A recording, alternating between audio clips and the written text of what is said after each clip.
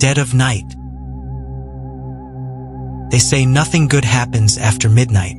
I never used to believe that, but now, as I sit in my locked bedroom, listening to the sound of something breathing outside my door, I know it's true. Something found me in the dead of night, and it's not leaving.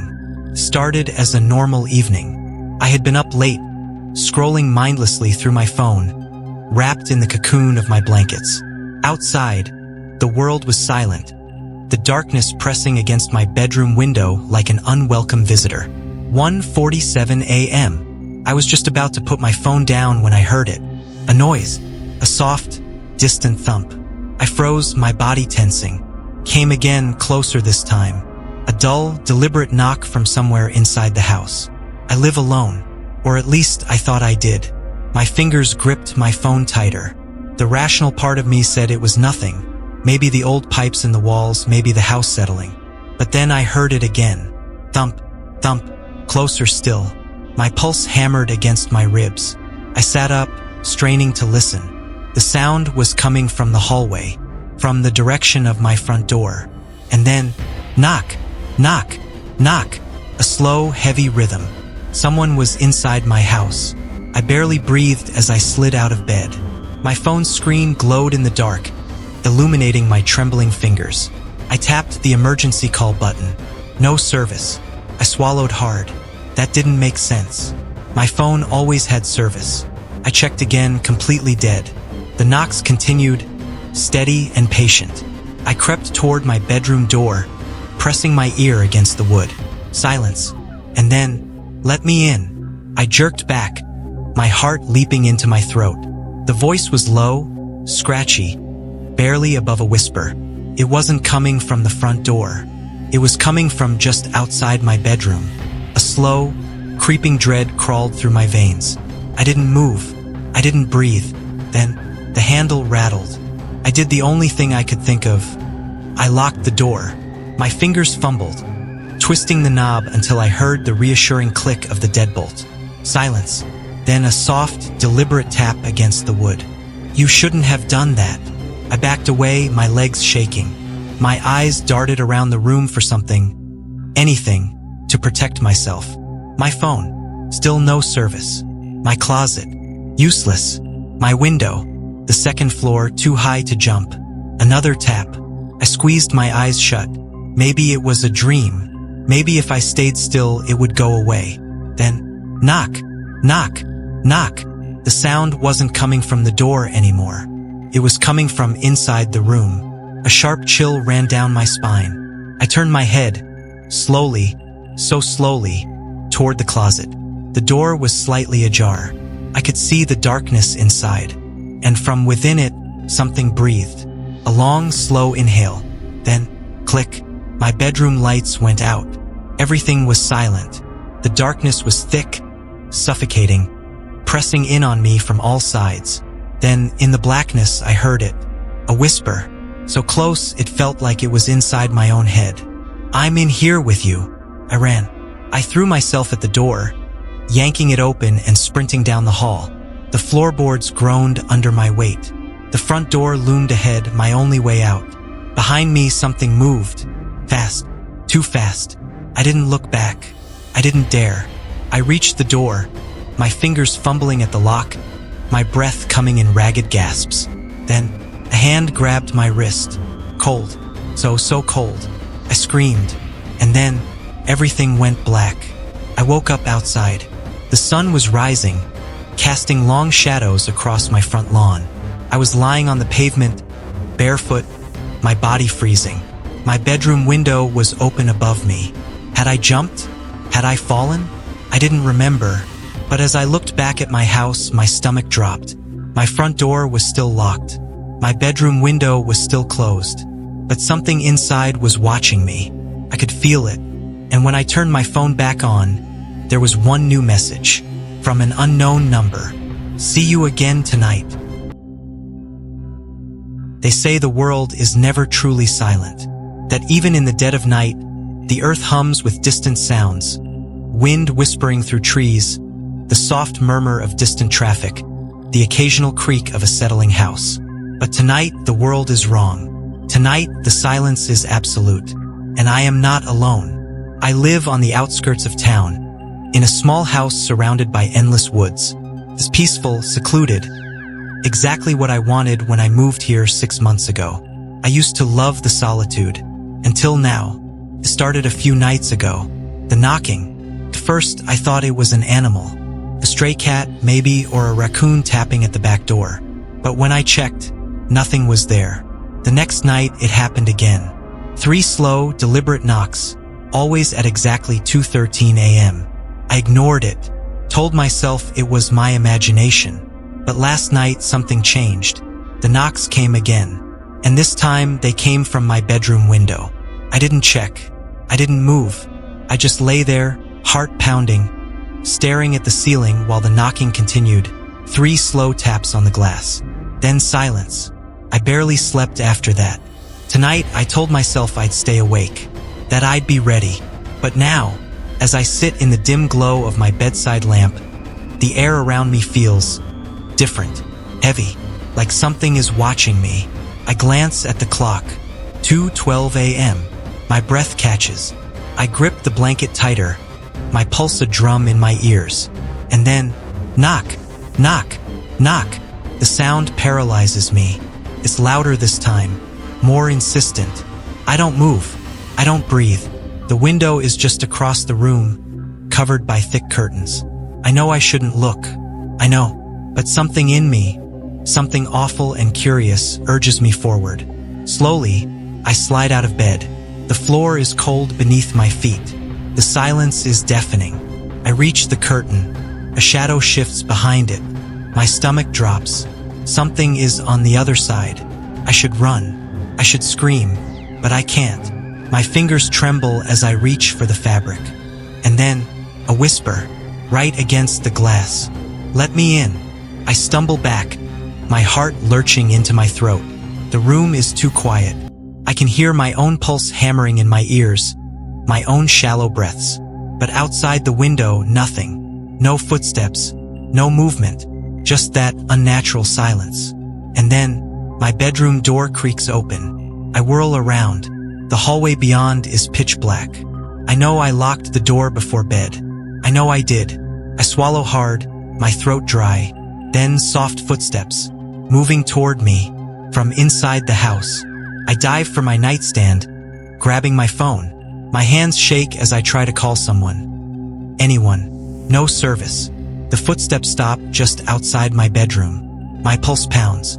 The door is wide open now. A dark hallway stretching into nothing. Something is there, waiting, watching. I can't see it, but I can feel it. And then, it speaks. You shouldn't have looked. I slam the door shut, twisting the lock with shaking fingers. The light flickers. The air grows colder. I clutch my phone, desperate. I check the time. 2:14 a.m. Only 1 minute has passed, but it feels like an eternity.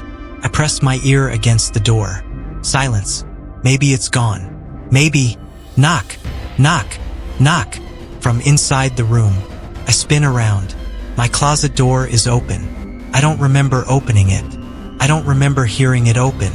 The darkness inside is too deep. Like a void, something moves in there. Slow, deliberate breathing. My phone screen flickers. A message appears. Don't turn off the light. The bulb above me flickers again. A shadow slithers across the floor. And then, the light goes out. Pure darkness. The air feels thick, pressing against me. The breathing is closer now. My fingers grip my phone so tight it hurts. Another message. It's behind you. I want to run. I want to scream, but I can't. I feel it looming over me. Presence too big, too wrong. And then, a hand touches my shoulder. I black out. When I wake up, I'm outside. The sun is rising, casting long shadows across the trees. I'm standing in the middle of the road, barefoot, shaking. My house is dark. Too dark, like the night never left it. I don't remember leaving, but when I check my phone, there's a new message from an unknown number. See you again tonight. There's something about the dead of night that changes the world. The silence feels heavier, the shadows stretch longer, and the darkness, it doesn't just sit still. It breathes, it watches, it waits.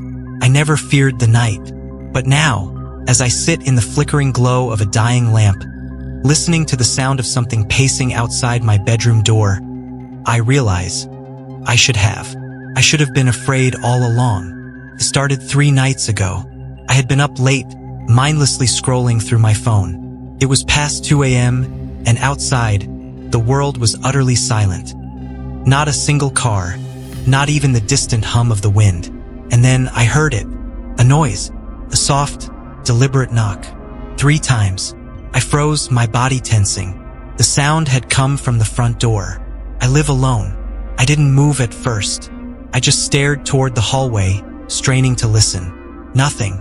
No footsteps. No shifting weight. Just silence.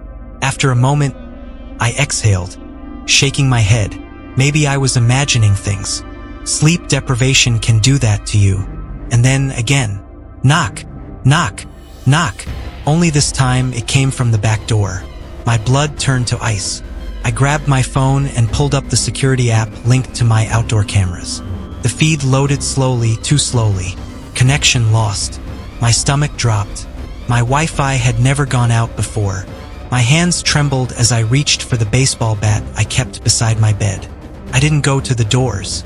I didn't call out. I just waited. The knocking stopped. But the silence that followed, it was worse. The second night, it escalated. I went to bed early, determined to sleep through whatever this was. I locked every door, checked every window, and left a knife on my nightstand, just in case. But at 2:13 a.m., I woke up freezing. My bedroom window was open. The curtains swayed in the still air. I sat up so fast my vision blurred. My heart pounded as I reached for my phone. The security app wouldn't load. And then, from inside the room, a whisper. Let me in. Couldn't breathe. I didn't turn around. I didn't dare. Instead, I reached out, slowly, and grabbed the knife. My fingers clenched around the handle, knuckles white.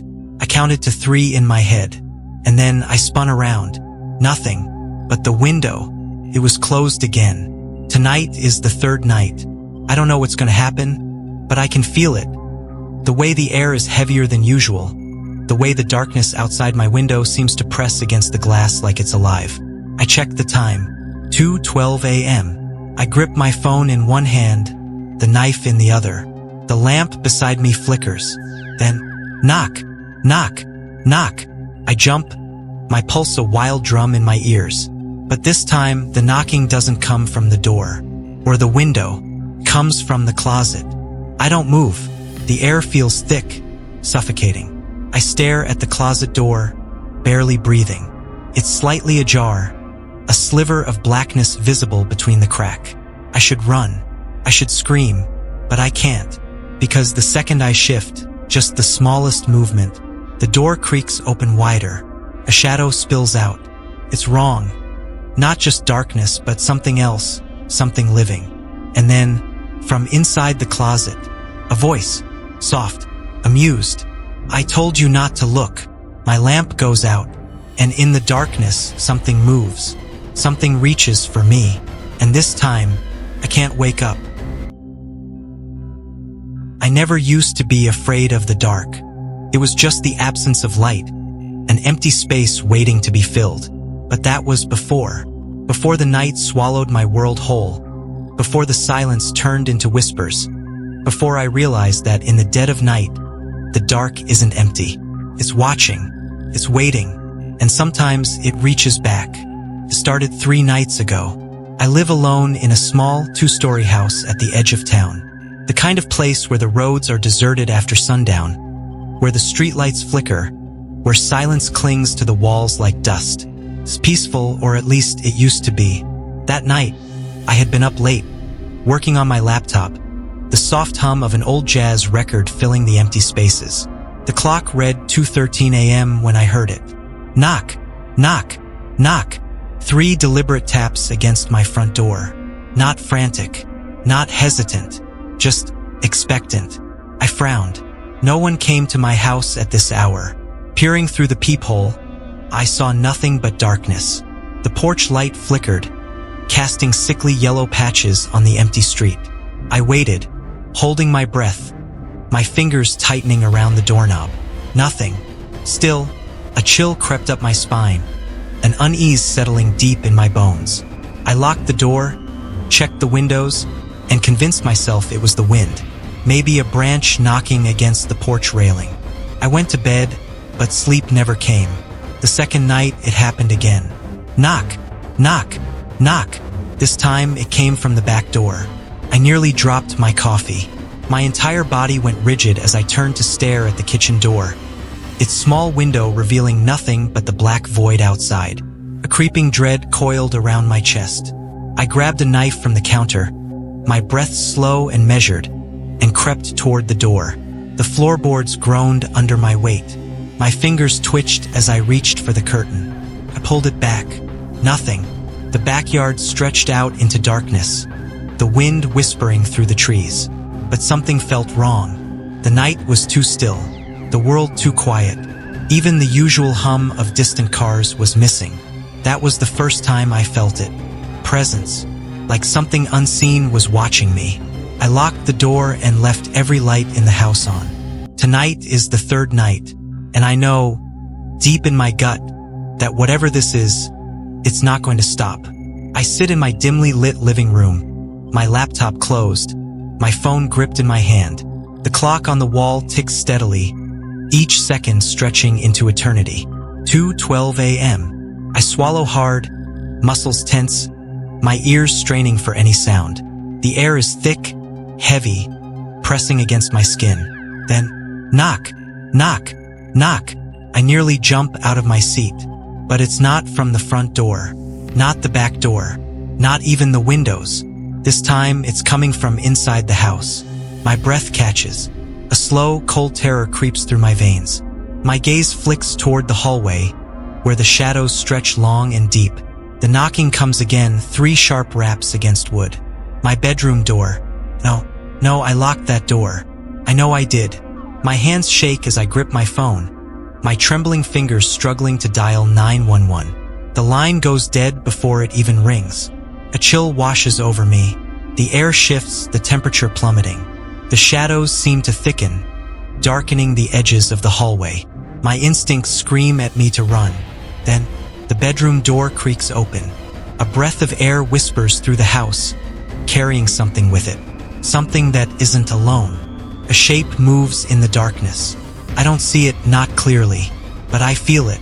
Something standing just beyond the threshold. Something that has been waiting. A voice, soft, almost amused, slides through the silence. You let me in. I can't breathe. I can't move. And then, the lights go out. The house plunges into absolute blackness. My phone screen flickers, then dies in my hand. The world disappears.